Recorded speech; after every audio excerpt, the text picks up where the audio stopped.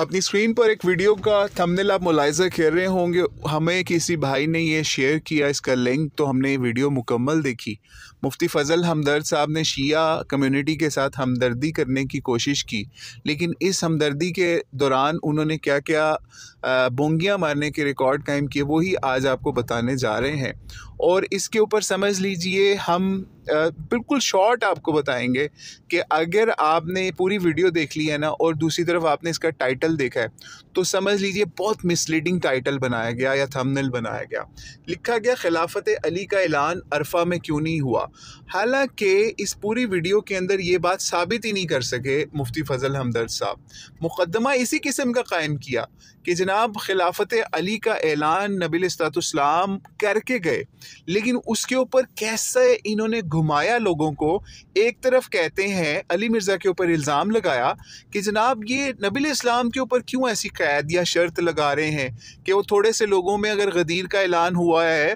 तो उसमें क्यों फिर सकीफ़ा से क्यों उस पर कंपैरिजन में ये बात क्यों नहीं लेके जाते। यानी इनडायरेक्टली या डायरेक्टली इन्होंने हज़रत अबू बकर की खिलाफत को भी साथ चैलेंज कर दिया। तो मुफ्ती फ़ज़ल हमदर्द साहब, हम आपको सिर्फ़ और सिर्फ एक सीधी सीधी बात कहते हैं, जो कि अगर एक जी शऊर इंसान या अहले बैत से मोहब्बत करने वाला, उनका दम भरने वाला या उनसे हकीकी प्यार करने वाला बंदा होगा ना, इंसान होगा, तो वो उसको समझ में आ जाएगी। वो सिंपल सी बात यह है कि मौला अली ने नबी इस्लाम की तरफ से अगर कोई ऐसा ऐलान था उनकी खिलाफत के लिए, उनकी इमामत के लिए, तो वो उस ऐलान के ऊपर अगर वो खामोश रहे और उन्होंने उसको नाफिज करने के लिए, मुनक्किद करवाने के लिए एक ईंट नहीं उठाई, एक पत्थर नहीं उठाया मुसलमान उम्मत के ख़िलाफ़, या फिर समझ लीजिए बकौल शिया के अगर वो सहाबा काफिर हो गए जिन्होंने इमारत मौला अली या फिर समझ लीजिए वलायत मौला अली का इनकार किया, तो वो तो सारे काफिर हो गए ना। क्योंकि नबी इस्लाम ने अगर उनको मुनक्किद किया या मुंतखब किया या जानशीन मुकर्रर किया, तो उसका जिसने इनकार किया वो काफिर हो गया। तो मौला अली ने किस लेवल के ऊपर जाके उन्हीं लोगों की इमामत के अंदर नमाजें भी पढ़ी, उन्हीं लोगों की इमामत के अंदर नबी इस्लाम भी नमाजें पढ़वा के गए, ठीक है। और उसके बाद मौला अली उनके ख़िलाफ़ एक ईंट, एक पत्थर, एक लफ्ज़ नहीं उठा रहे, ठीक है। तो ये सब चीज़ें जब हमारे सामने आ जाती हैं, तो फिर शिया का या मुफ्ती फ़ज़ल हमदर्द का समझ लीजिए खुद ब खुद मुकदमा जो है वो फ़ारिग हो जाता है। इससे पता चलता है कि मौला अली से मोहब्बत या उनके अफ़ाल से, उनके जो आमाल हैं उनसे मोहब्बत कौन करता है, उनको फॉलो कौन करता है, उनको असल में फॉलो सुन्नी कर रहा होता है। क्योंकि जिस तरह मौला अली ने हज़रत अबू बकर सिद्दीक़ की खिलाफत मानी, उनकी सारे मामलात को माने, उनके साथ चले हर लिहाज से, तो उसी तरीके से अगर सुन्नी उस चीज़ को मान रहा आगे, तो मुफ्ती फ़ज़ल हमदर्द को क्या तकलीफ़ हो रही है कि वो अली मिर्ज़ा के ख़िलाफ़ इधर से एक मुकदमा ऐसे जाहिलाना खोल रहा है और उसके अंदर दलील भी पेश नहीं कर रहा। एक भी दलील इसने मुफ्ती फ़ज़ल हमदर्द ने पूरी वीडियो में नहीं पेश की कि नबी इस्लाम ने मौला अली को कहीं पे मुंतखब करके या उनको जानशीनी का ऐलान करके दिखाया हो, बल्कि घुमा किस में रहा है कि जनाब हदीस इतरत जो है उसके अंदर ये बात नहीं थी, वो ऐसे नहीं थी, ऐसे थी। तो भाई अगर हदीस इतरत के अंदर या फिर हदीस गदीर के अंदर जो ये रवायत कोट भी कर रहे थे यहाँ पे, चाहे वो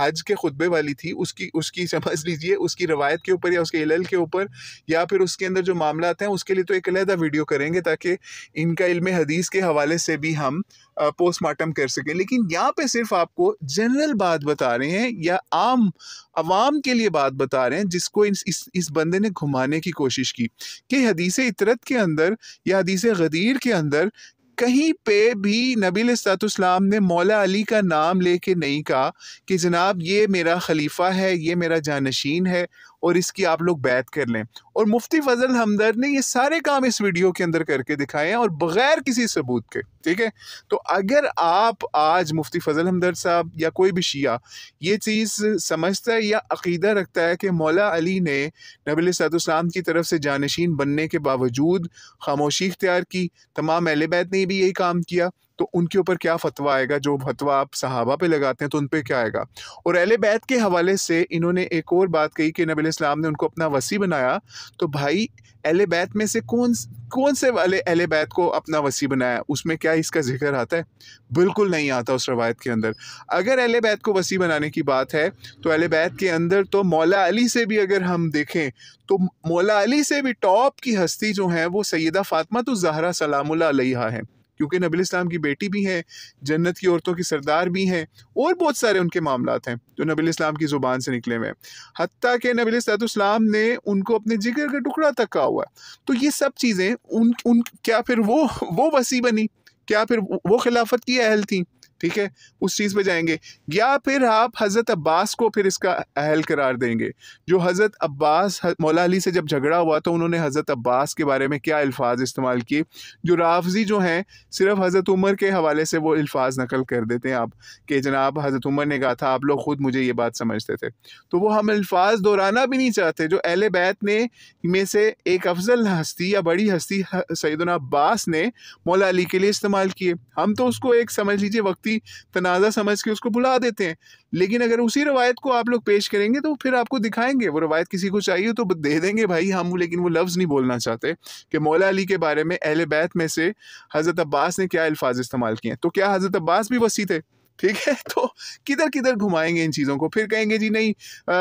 फलां को ये वाली फजीलत बताई फलां को। तो भाई क्या नबी इस्लाम ने एक फजीलत जगह जगह बताई, दूसरी अलहदा, तीसरी जगह अलहदा? ठीक है, जब मौला अली इस चीज़ का इकरार नहीं कर रहे, ऐलान नहीं कर रहे अपनी खिलाफत का, अपनी समझ लीजिए इमामत का, तो हु आर यू मुफ्ती फ़ज़ल हमदर्द साहब? तो इसलिए अपनी इस्लाह कीजिए। और आखिर में हम सही बुखारी की 4447 नंबर रवायत ही आपको पेश करके मौला अली का मौक़िफ़ पेश कर देते हैं कि अगर आप मौलाई हैं, मुसलमान हैं, शिया हैं, सुन्नी हैं, तो आपको मौला अली को इस हवाले से फ़ॉलो करना पड़ेगा या समझना पड़ेगा कि उनका क्या इस हवाले से अक़ीदा था या मामला था। यानी मुफ्ती फ़ज़ल हमदर्द ने तो मौला अली के ऊपर इल्ज़ाम लगा दिया ना कि वो जनाब उनको खिलाफत का ऐलान नबी इस्लाम करके गए थे उनके लिए। लेकिन मौला अली का इसके ऊपर क्या मामला था कि 4447 सही बुखारी जब आप देखें तो उसके अंदर हमें पता चलता है कि नबी इस्लाम का जब इस दुनिया के अंदर आखिरी लम्हात चल रहे थे, ठीक है, तो उस वक्त सैयदना अब्बास